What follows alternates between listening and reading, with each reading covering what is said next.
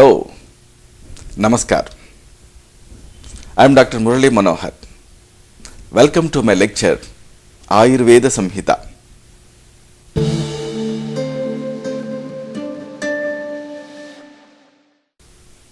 In this program, we will be learning and knowing about an important topic and some powerful ancient Indian Ayurvedic secrets.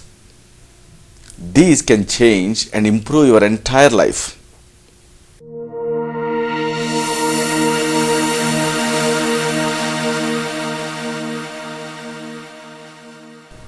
The topic of this video is Ayurvedic approach to oral health. Like commercial health and beauty products on the market, toothpaste has been industrialized over the years. Fluoride-free toothpaste are becoming more common because of its toxic effects, though it is said to prevent caries. Not only fluoride, but other ingredients like titanium oxide, glycerin, sodium lauryl sulfate, and artificial sweeteners can cause damage to the teeth. Also, mouthwash can cause adverse effects. Oral diseases are one of the most important problems in public health and are on the rise in developing countries like our India. Dental caries and periodontal diseases are among the most important global oral health problems. Also, there is a rise in incidence of oral cancer and other dreaded disorders. There is a global need for safe and effective alternative prevention and treatment. Ayurveda is a holistic health system which also recommends some daily therapeutic procedures for the prevention and maintenance of oral health. Most of the oral diseases are due to bacterial infections, and medicinal plants have antibacterial activity against various microorganisms including bacteria responsible for dental caries. In Ayurveda, dental health is individualized, varying with each person's prakriti, means constitution. There are different twigs mentioned for brushing for different prakriti. Oral cavity includes the osta, means lips, danta mola, means gingiva and tooth supporting structures, danta means teeth, jihva means tongue, talu means palate, kantha means throat, and sarvasara means oral mucosa. The mukha means oral cavity is the gateway of the alimentary canal and is considered to be one of the most important parts of the urdhva jatru, that is part above the clavicles. Oral health reflects the body health. Okay, now let us know the Ayurvedic recommendations for oral health. These include 1. Danta dhavana, that is brushing. Jihva nirlekhana means tongue scraping. Gandusha means gargling. Kavala means oil pulling. Dhumapana means herbal smoke. Nasya means nasal medication. Pratisarana means massaging the teeth and gums. Ahara means diet, and Vihara means lifestyle. Aushadha Prayoga means use of herbs. Let us analyze one by one in detail. Danta Dhavana, that is brushing.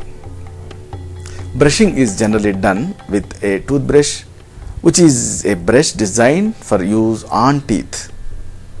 Danta Dhavana is done with twigs of astringent, bitter, and pungent taste. Twig should be straight without knots, with thickness of a little finger and length of 12 inches. One end should be made to a smooth bristle by biting it, and brushing should be done twice daily. Some twigs like neem has antibacterial action. Chewing on twigs is said to cause attrition and facilitate salivary secretion, which has been proven by present day research. Ayurveda recommends Vata Prakriti people to use twigs with bitter, sweet or astringent taste, such as licorice, known as Glycyrrhiza glabra in Latin, and Khadira, known as Acacia catechu in Latin, as these people are more prone to atrophic and receding gums. Pitta dominant people can use twigs with bitter taste like neem and arjuna, known as Terminalia arjuna in Latin, and people with Kapha Prakriti can use twigs of pungent taste like arka, known as Calotropis gigantica in Latin, and Puti Karanja, known as Cisalpinia bunduk in botany. Now let us know about Jihva Nirlekhana, that is tongue scraping. After cleaning of teeth, the tongue is scraped gently with a metal scraper from root to tip. This removes accumulated dirt and bad odor. This helps one appreciate the taste of food and also feel lightness of body. It prevents diseases of teeth, gums and mouth. Now let us know about Gandusha, that is gargling, and Kavala, that is oil pulling. Gandusha is best to practice in early morning just after brushing. Gandusha means mouth gargle is filling the mouth to its full capacity with liquid for prescribed period of time without permitting movement until there is lacrimation and nasal discharge, and then the patient spits it out. In Kavala, that is oil pulling, the mouth is filled only 3/4 with medicated liquid to have free movement in mouth, swished in mouth and then spit out. Vyavayi and Vikasi properties of Gandusha Dravya help in absorption from the mouth and distribution in whole body. Mucous membrane of buccal cavity is one of the local routes of drug administration. Lipid soluble drugs get absorbed rapidly through the mucous membrane. The medicines placed in mouth have definite local action, that too in short duration. Now let us know the types of Gandusha. Gandusha is of 4 types: Shamana, Snigdha, Shodhana and Ropana. Let us know one by one. Shamana Gandusha. This pacifies Pitta dosha, reduces irritation in the mouth and has a soothing effect in the buccal cavity. Herbs with bitter, astringent and sweet taste are used.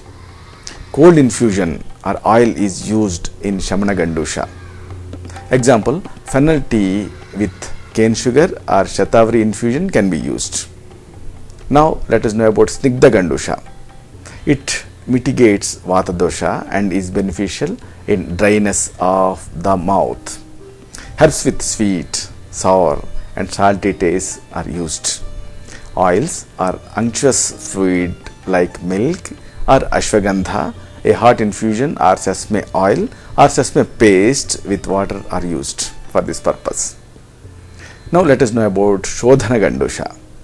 This reduces Kapha dosha, induces excessive oropharyngeal secretions, thereby pacifying the buccal cavity by eliminating vitiated Kapha dosha along with the oropharyngeal secretions. Bitter, pungent and sour herbs that are warm, heat producing and drying are used. Example, hot infusion of tulsi, cardamom or sesame oil. These can be used. And now about Ropana Gandusha. Ropana Gandusha is healing, pacifies Rakta Dhatu and is beneficial in ulcer and stomatitis. Astringent and bitter herbs are used. Example, milk or honey or ghee or medicated ghee can be used. Now let us know the benefits of Gandusha and Kavala. Mouth gargle and oil pulling prevents and removes wrinkles, graying of hairs, discoloration on face, excess salivation, halitosis, that is bad breath, gingivitis, periodontal diseases, dryness and cracks in the lips, dryness of mouth, all these can be relieved. It keeps the mouth clean and light and removes distaste or dislike for food. Sense organs become efficient and clear. Now let us know an important concept: taste and their effects. Sweet taste in excess can cause coating in the tongue. Sour taste can cause excess salivation. Salt taste can cause increased taste perception. Hot and spicy substance can cause irritation in the mouth. Bitter taste can cause clarity of the mouth. Astringent taste can cause stiffness of the mouth. Now let us know about Dhumapana, that is herbal smoke. Dhumapana is inhalation of herbal smoke. Herbal thick paste is made into a wick shape and dried. This is then lighted and fire is put off. The smoke emitted is inhaled through one nostril at a time, closing the other, and is done alternatively, and every time the inhaled smoke is to be expelled through the mouth. Dhumapana gives firmness of teeth, pleasant smell and cleanliness of the mouth. It prevents loss of taste, coating in the mouth, exudations of mouth and diseases of mouth. Prayogika dhuma can be done after brushing or after meals. Now let us know some Gandusha formulations and their benefits. Hot water. It is used in excess salivation, kapha disorders of mouth. Kanji, that is gruel, or dhanyamla, that is fermented liquid. It is used in loss of taste. Triphala decoction. It is used in stomatitis and disorders of gums. Paste of sesame, water. This can be used in case of tooth sensitivity. Ksheravriksha's decoction. This can be used in case of bleeding gums. Irimedadi tailam or mustard oil. This can be used in case of disorders of the gums. Eshti madhu decoction can be used in stomatitis. Panchapallava decoction plus ghee plus natural cane sugar can be used in gingivitis, and water added with turmeric can be used in tonsillitis. Now let us know about Nasya, that is nasal medication. Administration of medicine through the nose is called Nasya. Nose is the door for the head. The medicine administered through the nose spreads through the channels of eyes, ears, throat, etc., and expels the doshas present above the shoulders localized in the head. Anutaila is commonly administered as nasal drops. There are 14 periods of Pratimarsha Nasya explained by Acharya Sushruta. For oral health, nasal drops can be instilled after brushing and after meal. When administered after brushing, it bestows good smell to the mouth. When administered after meal, it cleanses the passage and bestows a feeling of lightness. Now let us know about Pratisarana, that is massaging the teeth and gums. Pratisarana is done with paste of herbs, thick decoction, honey or powder of herbs. It is applied with fingers and rubbed gently on teeth and gums. General combination of powders of Triphala, that is Haritaki, Vibhitaki and Amlaki, Trikatu, that is ginger, black pepper and long pepper, and Trijataka, that is Trak, Ela and Patra, are made into a fine powder and added to honey and lightly massaged on the teeth without causing injury to gums. This process removes the food debris and plaque and helps to maintain the periodontal health. Now let us know about Ahara, that is diet, and Vihara, that is lifestyle. For healthy living and for healthy teeth and gums, one should eat healthy diet. It's not only what we eat, but when we eat also can affect our dental health. Timely means preferably freshly prepared and warm is advised. Eat healthy foodstuffs like whole grains, fresh fruits and vegetables, vegetable protein, low fat diet. Reduce excess intake of fast foods, refrigerated food and drinks, aerated drinks, refined sugars and sweets. Drink sufficient fluids. Brush your teeth after every meal.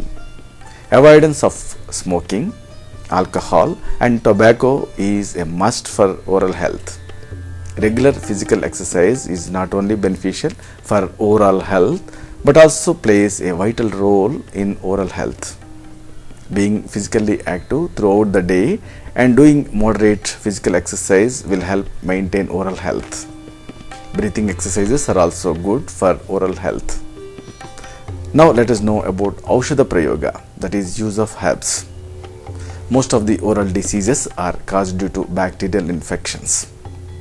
The antibacterial activity of medicinal plants are due to the presence of potential bioactive compounds which help to reduce bacterial load in the oral cavity and thus prevent formation of plaque, dental caries and ulcers.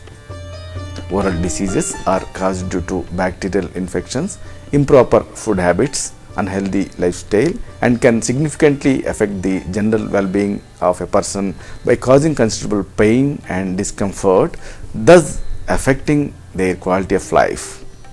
Oral hygiene is an integral part of health of a person which when neglected results in different types of oral ailments like dental caries and periodontal diseases. Therefore, one should follow Ayurvedic regimen for maintenance of oral health. Maintaining good oral care is important throughout life. Dental hygiene should involve daily care of teeth, gums and oral cavity. Let us know about some herbs used in oral health and their benefits. These are described in order of Sanskrit name, Latin name, properties, benefits and indications. First herb, Amlaki, known as Phyllanthus amblica in Latin, is an antioxidant. It can be used in toothache, mouth ulcers, stomatitis and gingivitis. Another herb, Dadima, known as Punica granatum in Latin. It has antibacterial, anti-inflammation and bacteriostatic and bacteriostatic and antifungal actions. Let us know about Lavanga. It is known as Syzygium aromaticum in Latin. It has analgesic action. It relieves pain in dental caries, abscess and disorders of gums. Next herb, Mandukaparni. This is known as Centella asiatica in Latin. It is healing in nature. It can be used in mouth ulcers. And another herb, Kumari. This is known as aloe vera in Latin. It is antiseptic and antifungal. It helps in dentin formation, fights gum disorders, disinfects oral cavity, heals inflammation, gingivitis, periodontitis, aphthous ulcers, cracked lips, relieves bleeding gums and gum abrasion.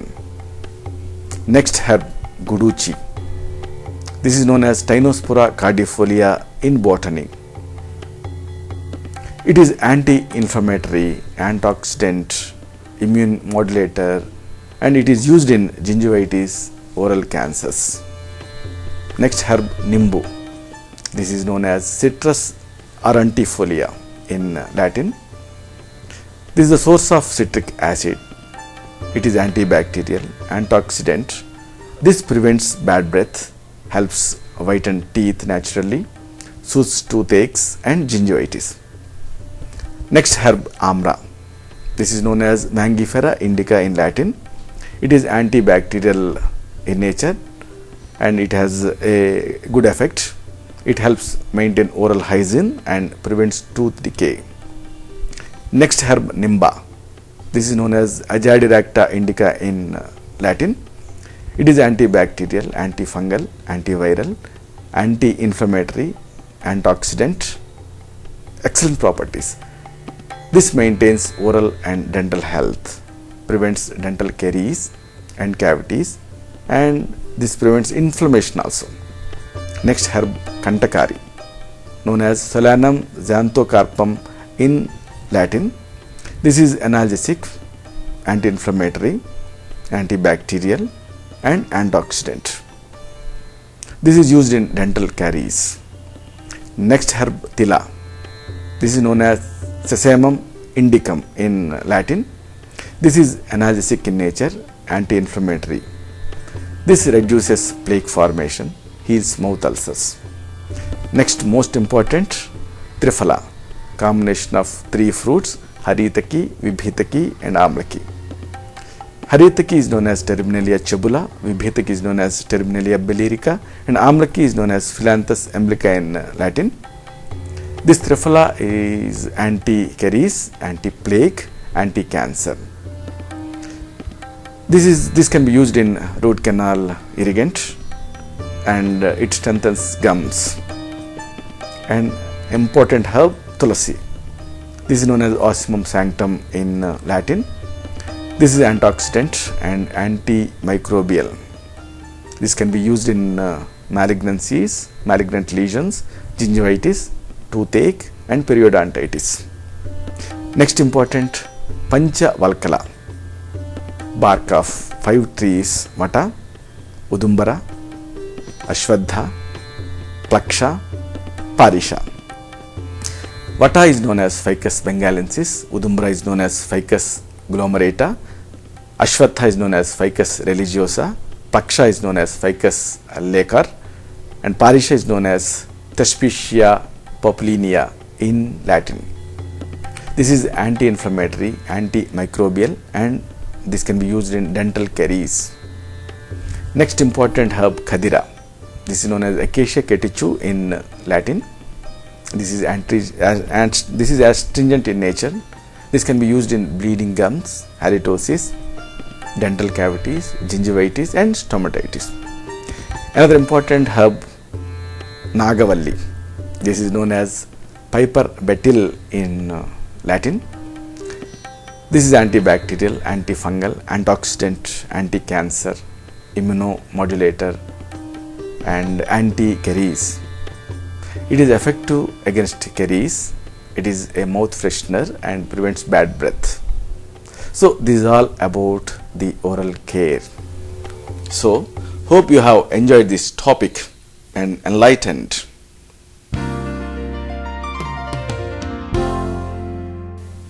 In the next program, we will be meeting with another interesting and important topic.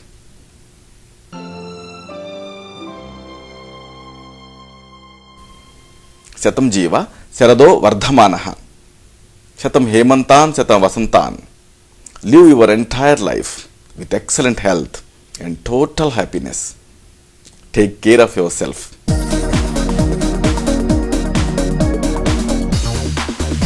Subham. Dr. Chirumavilla Murali Manohar, MD, Ayurvedam, Raksha Ayurvedic Center, Sardi Studios Road, opposite State Home, Amirpet, Hyderabad 73. Phone 9177445454.